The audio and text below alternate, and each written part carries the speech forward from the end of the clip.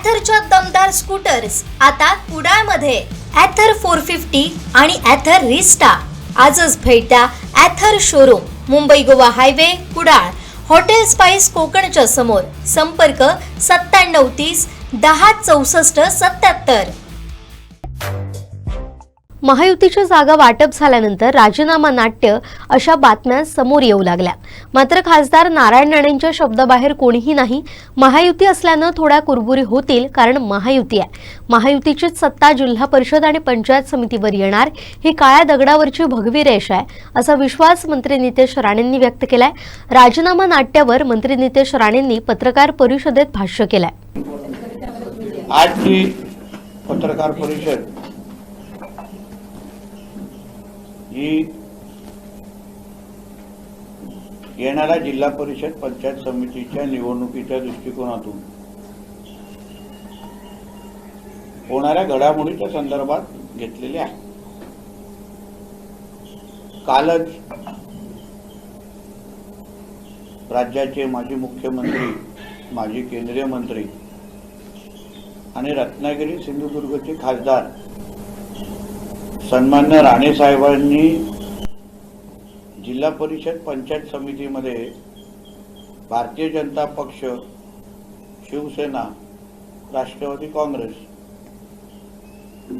यांची युती पहिली जाहीर केली आणि मग निवडणुकीचा फॉर्म्युला 31-19 असा आपल्या समोर जाहीर केलेला आहे.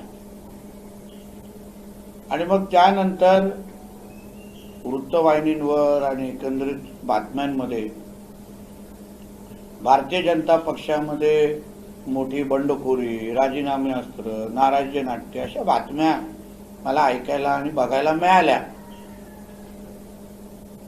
मुळात आपल्याला एक विषय मी क्लिअर करतो की भारतीय जनता पक्षाचा कार्यकर्ता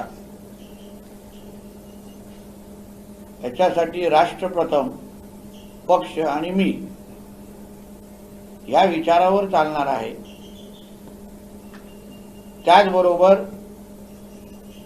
सन्मान्य राणे साहेबांचा शब्द हा अंतिम असल्यामुळे या जिल्ह्याच्या भारतीय जनता पक्ष, शिवसेनेचे सगळेच कार्यकर्ते हे कोणीही राणे साहेबांच्या शब्दाच्या बाहेर नाहीये. आदरणीय प्रदेशाध्यक्ष साहेब असो, आदरणीय मुख्यमंत्री साहेब असो, आदरणीय उपमुख्यमंत्री एकनाथ शिंदे साहेब असो आणि सन्मान्य राणे साहेब, हे सगळे एक दुसऱ्याच्या संपर्कात आहेत, संवादात आहेत. ज्या घडामोडी चालल्या आहेत ते एक दुसऱ्याला ते माहितीही देत आहेत. आणि म्हणून अशा पद्धतीच्या कुठल्याही बातम्या ह्याच्यावर जास्त विश्वास ठेवू नये. किंवा मी माझ्या पत्रकार मित्रांना पण सांगेन, थोडी महायुती झालेली आहे आमच्या जिल्ह्यामध्ये आणि म्हणून थोडी कुरबुरी होणार, थोडे नाराज होणार लोक, ते अपेक्षित असतं. कारण का 3 पक्ष आहेत आणि 50 सीट आणि 100 सीटच आहेत आणि आमच्याकडे इच्छुकांचा भाऊगर्दी खूप आहे. प्रत्येक एका सीटवर किमान 8-8, 10-10 इच्छुक आहेत. आमचं काय उभाटा आणि महाविकास आघाडी सारखी परिस्थिती नाही की शोधून आणायला लागतायत, दुसऱ्या गावातले इम्पोर्ट करायला लागतायत, अशी आमची परिस्थिती नाही आहे. आमच्या संघटना भक्कम आहेत, कार्यकर्त्यांचा आमच्यावर विश्वास आहे. जिल्हा परिषद पंचायत समितीच्या निवडणुकीमध्ये उद्या महायुतीचीच सत्ता येणार आहे. हे काळ्या दगडावरची भगवी रेघ असल्यामुळे अशा पद्धतीचे कुठे ना कुठेतरी कोणाची मन दुखवणं, कोण नाराज होणं हे अपेक्षित आहे. आणि म्हणून कालपासून मी स्वतः, आमचे जिल्हाध्यक्ष प्रभाकर सावंत साहेब असतील, जिल्हा प्रमुख दत्ता सामंत साहेब असतील, तिचे दीपक केसरकर साहेब असतील, तिचे निलेश राणे साहेब असतील, आम्ही सगळे कार्यकर्त्यांच्या संपर्कात आहोत. इच्छुकांच्या संपर्कात आहोत. मला विश्वास आहे येणाऱ्या काही दिवसांमध्ये प्रत्येकाला समाधान करण्याची पूर्ण तयारी आणि क्षमता आणि ताकद ही महायुतीमध्ये आहे.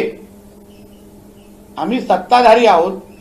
राज्यात आणि केंद्रात ही महायुतीची सत्ता आहे, एनडीएची सत्ता आहे. सत्तेतली सगळी पदं म्हणजे इथे झेडपी आणि पंचायत समितीची तिकीट सोडल्यानंतर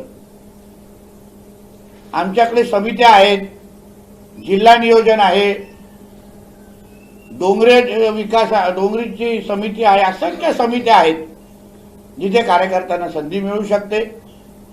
त्याचबरोबर स्वीकृत पदांची पण संधी यावेळी आहे.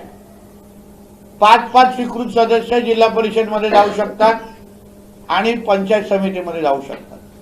म्हणजे कोणीही वंचित राहणार नाही, कोणीही वंचित राहणार नाही. एका मतदारसंघामध्ये अगर 2 कार्यकर्ते असतील आणि एकाचं नाव निवडलं तर दुसऱ्याला ताकद कशी द्यायची, नावापुढे पद कसं लावायचं याची पूर्ण तयारी आमच्याकडे आहे. पालकमंत्री म्हणून सगळे अधिकार माझ्याकडे आहे. निधी पाहिजे तेवढी ती देऊ शकतो.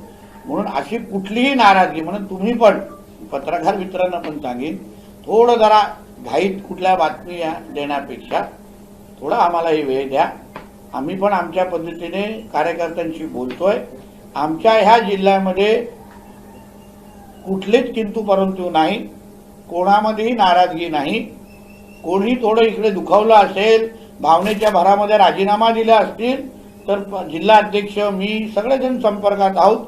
राणेसाहेब माहिती घेत आहेत, प्रदेश अध्यक्ष साहेब माहिती घेत आहेत. सगळे आम्ही एक दुसऱ्याच्या कोऑर्डिनेशनमध्ये असल्यामुळे नाराजगीचा विषय राहत नाही. आणि म्हणून येणाऱ्या निवडणुका ही महायुती म्हणून आम्ही एकतर्फी जिंकू अशी परिस्थिती सिंधुदुर्ग जिल्ह्यामध्ये आहे आणि हा विश्वास मी व्यक्त करतो.